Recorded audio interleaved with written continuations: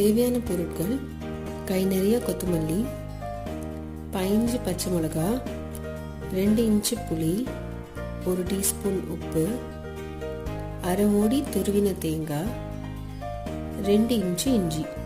ஒரு மிக்ஸி ஜாரில் 15 பச்சை மிளகா சேர்த்துக்கோங்க. எந்த மிளகா வேணால் யூஸ் பண்ணலாம். நான் மோர் மிளகா யூஸ் பண்ணியிருக்கேன். இது கூட 2 இன்ச்சு புளி சேர்த்துக்கோங்க.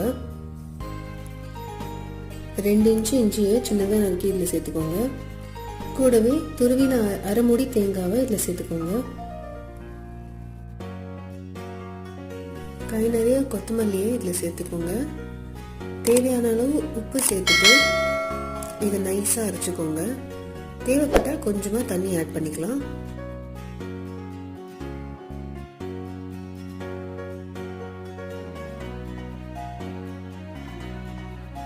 ரொம்ப தின்னாக இருக்கக்கூடாது. லைட்டாக தண்ணி